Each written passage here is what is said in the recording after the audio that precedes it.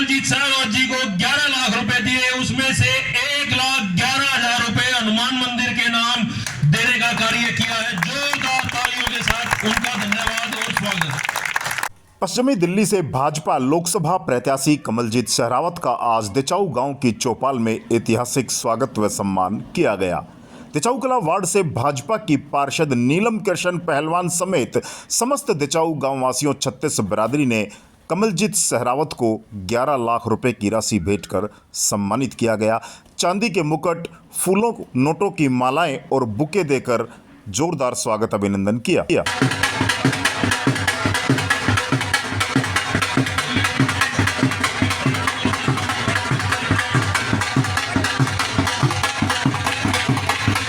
दिचाऊ गांव के ऐतिहासिक हनुमान मंदिर में सैकड़ों की संख्या में एकत्रित महिलाओं ने सांसद प्रत्याशी कमलजीत सहरावत का जोरदार स्वागत व अभिनंदन किया। कमलजीत सहरावत ने दिचाऊ गांव द्वारा भेंट की गई राशि में से 1,11,000 रुपए मंदिर में दान दिए।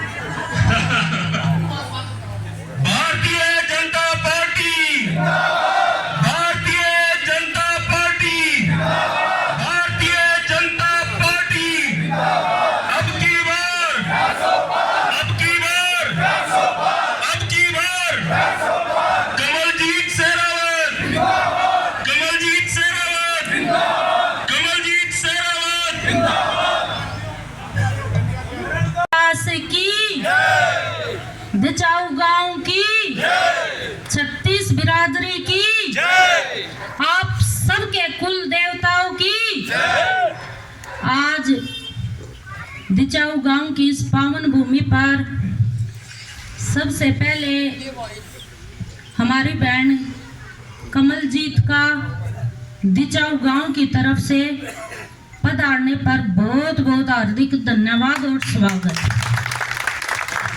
इसके साथ साथ पार्टी से आए हुए सभी महानुभावों का भी मैं अपने दिचाऊ गांव में पधारने पर तहे दिल से बहुत बहुत हार्दिक धन्यवाद और स्वागत करती हूँ।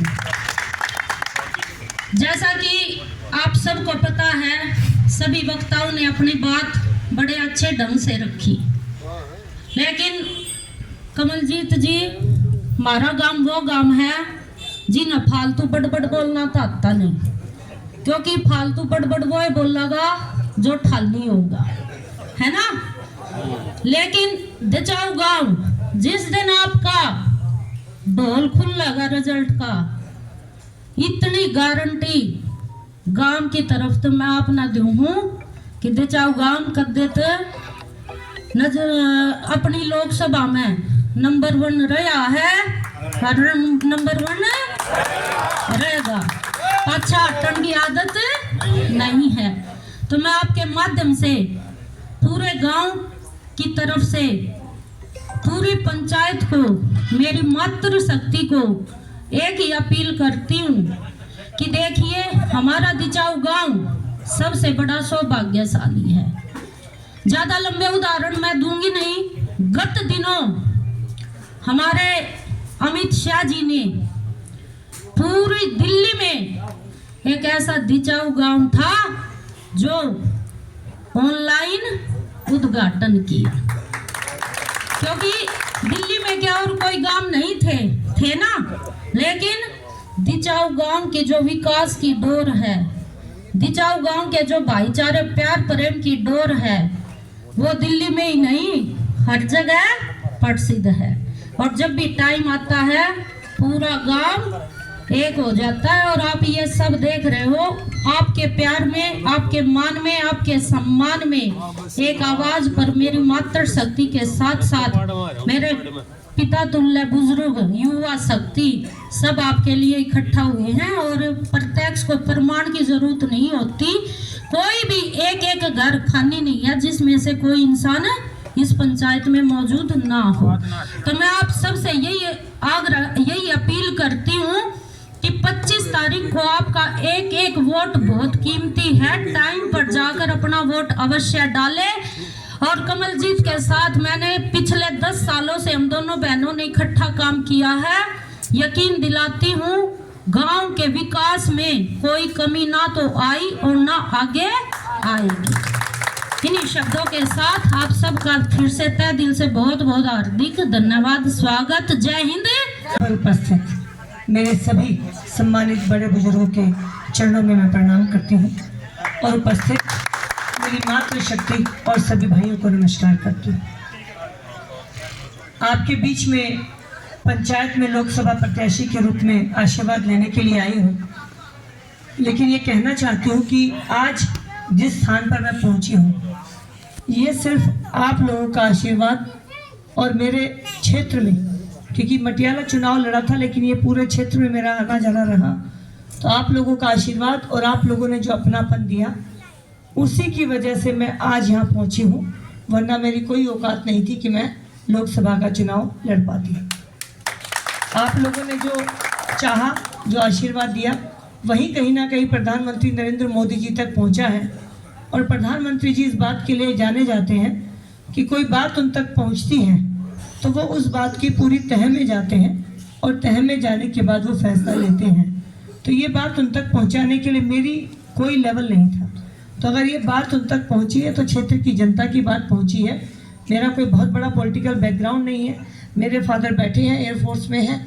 मेरे जो अपनी साइड के फादर हैं वो भी डीटीसी में थे। और ये सब हमारी फैमिली बैकग्राउंड ऐसी नहीं है कि हम इतनी बड़ी टिकट को पा पाते। तो इसलिए सबसे पहले तो मैं आप लोगों का धन्यवाद करती हूँ कि पिछले 14 साल से मैं आपके बीच में राजनीतिक रूप से हूँ। उससे पहले भी थी, लेकिन वो मैं विश्व हिंदू परिषद में थी। लेकिन 2008 से मटियाला लड़ने के बाद मेरा लगातार क्षेत्र में आना जाना रहा है। आज जब आपके बीच में हूँ, आपको ये यकीन दिलाना चाहती हूँ भाई, आप ये समझ लीजिए कि आप मेरी जगह बैठकर जो कर सकते मैं उससे ज़्यादा करूँगी।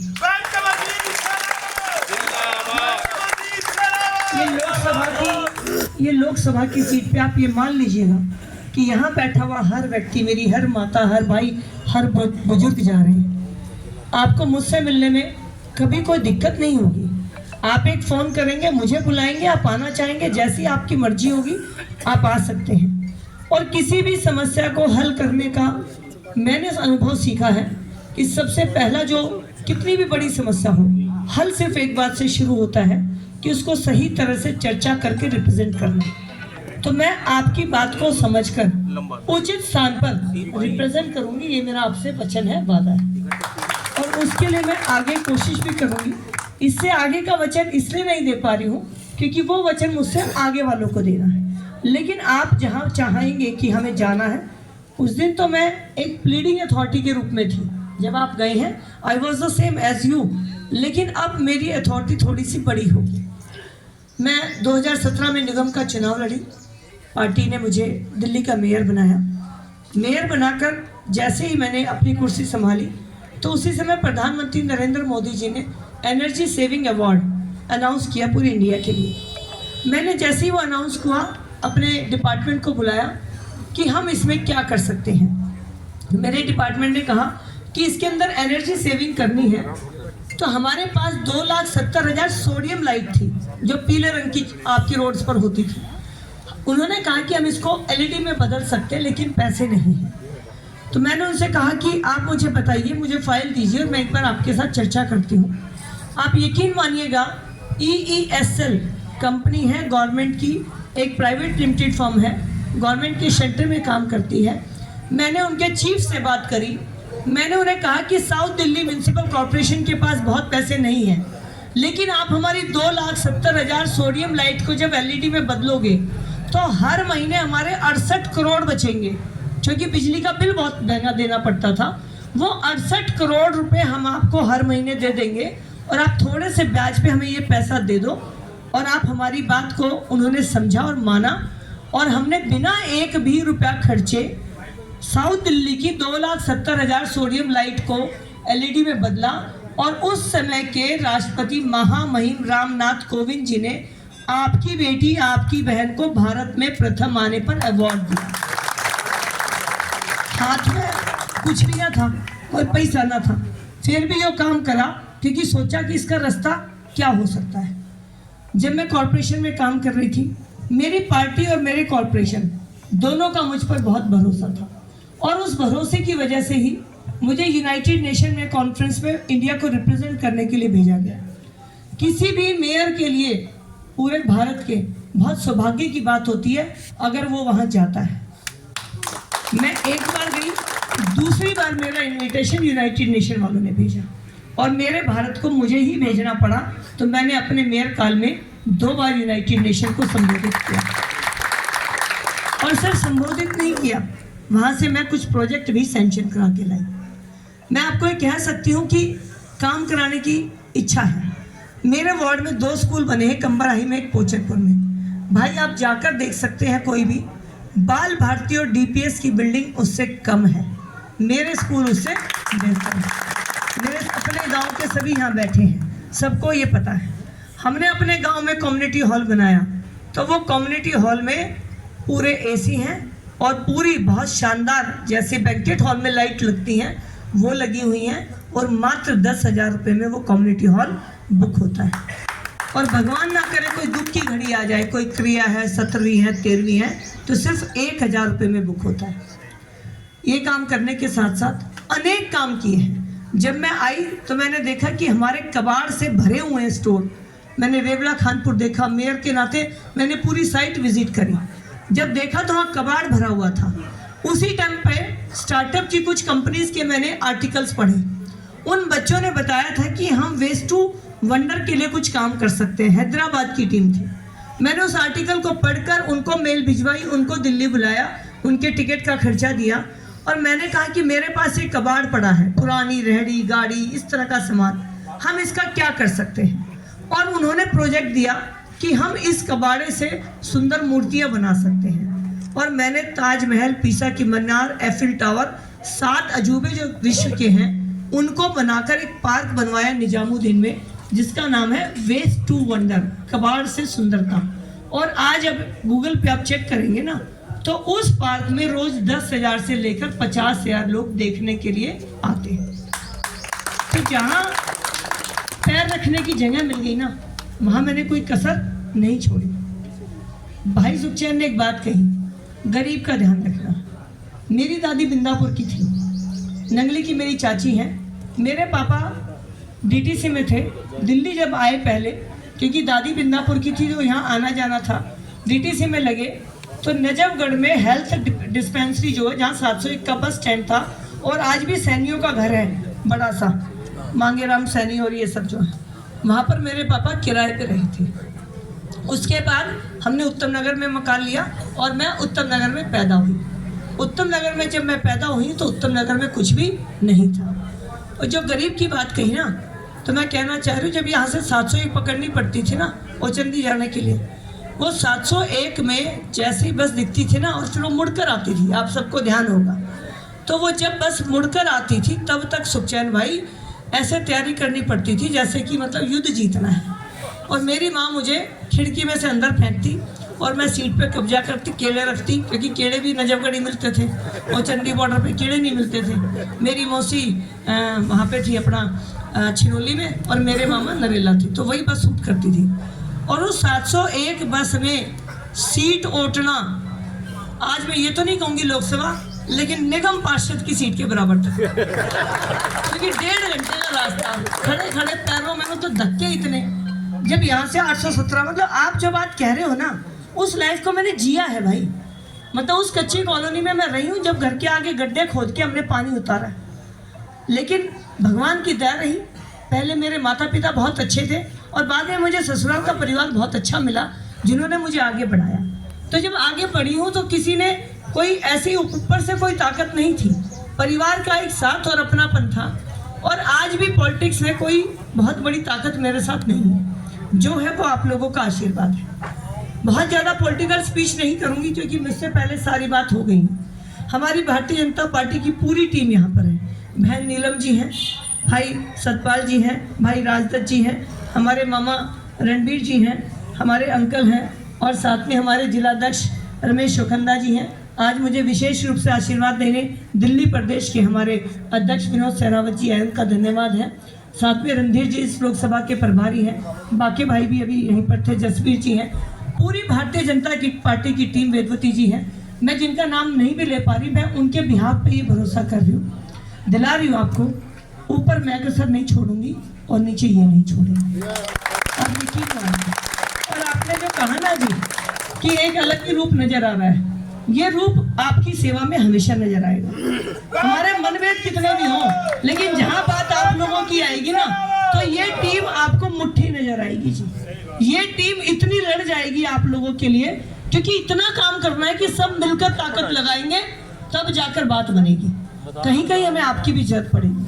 वो हमारे सभी साथी आपसे बात करके, क्योंकि जैसे उस दिन गडकरी जी के यहाँ आपको ले जाना पड़ा, क्योंकि आप जब रिप्रेजेंट करते हैं तो आपके शब्दों में भाव भी होता है, वो तकलीफ झलकती है।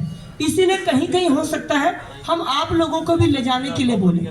लेकिन एक बात कहना चाहती हूँ, जैसे जिलाध्यक्ष सुखंदा जी ने कहा, अजीत जी यहाँ पर हैं, अच्छा आगे के लिए चले गए। मैं आपको कहना चाहती हूँ कि जो हमारी ईस्ट दिल्ली की बात करी, हम सब ने देखा है कि ईस्ट दिल्ली बहुत पीछे थी, और हमारा क्षेत्र नजफगढ़ तो खासकर ऐतिहासिक शहर है, हिस्टोरिक सिटी है, जिसका शुरू से एक अच्छा मान रहा है। इस मार्केट में जो अपनी अंदर वाली थी जवाहर मार्केट, बचपन से हमने सामान खरीदा है। आज हम पीछे रह गए और वो लोग आगे निकल गए। इस पश्चिमी लोकसभा के लिए प्रधानमंत्री जितना देश के लिए मेहनत करेंगे, ये टीम पश्चिमी लोकसभा के लिए एकजुट होकर रात दिन काम करेगी। आपको शिकायत का मौका नहीं मिलेगा। ये जब आपके बीच के बच्चे जब आप वहां बिठा रहे हैं ना जी, तो आपकी बात आपको कहनी नहीं पड़ेगी। हर लड़ाई को लड़ने में आपके बच्चे सक्षम हैं, और जब यूएनओ में जाकर भारत को रिप्रेजेंट कर सकते हैं, तो क्या अपनी समस्याओं को नहीं कर सकते। और मैं ये कहकर अपनी बात को ही कहना चाहती हूँ कि जब मैं मटियाला से चुनाव लड़ी थी, रह गया था, लेकिन 14 साल मेरे संघर्ष में कोई कमी आपने नहीं देखी होगी। आपने जहाँ देखा होगा मुझे खड़ा पाया होगा। जब हारकर आपसे दूर नहीं थे, तो जीत कर तो आपका जिम्मेवारी सिर पर लेकर वचन दे रहे हैं। आपके जो आप सोचते हैं उससे ज़्यादा करने की इच्छा है। 50-60 दिन जब तक चुनाव है, फ़ोन मेरे हाथ में नहीं है और मिलना मेरा मुश्किल है, लेकिन 60 दिन के बाद आप जब फ़ोन करेंगे, मेरा फ़ोन सीधा मैं उठाती हूँ, और नहीं उठा पाती, मीटिंग में होती हूँ, तो वापस कॉल बैक करती हूँ। यहाँ बैठा हर व्यक्ति इस बात का गवाह होगा। अगर मेरे पार्षद समय में किसी को कोई आवश्यकता हुई, तो मैंने हर बात को सुना और करने की पूरी कोशिश की है, और नहीं कर पाई तो उस बात का जवाब दिया होगा कि ये काम इस वजह से नहीं हुआ। तो आज आपके बीच में मैं अपनी नहीं, अपने पूरी टीम की तरफ से आपको वचन देती हूँ कि आप लोगों को हम क्षेत्र में आपसे आगे नजर आएंगे, और जो आपने सोचा नहीं है वो हमारे दिमाग में है, हम उसको करने का प्रयास करके आपसे शाबाशी लेंगे। आप यहाँ से बोलेंगे कि हमारे बच्चे बहुत अच्छा कर रहे हैं।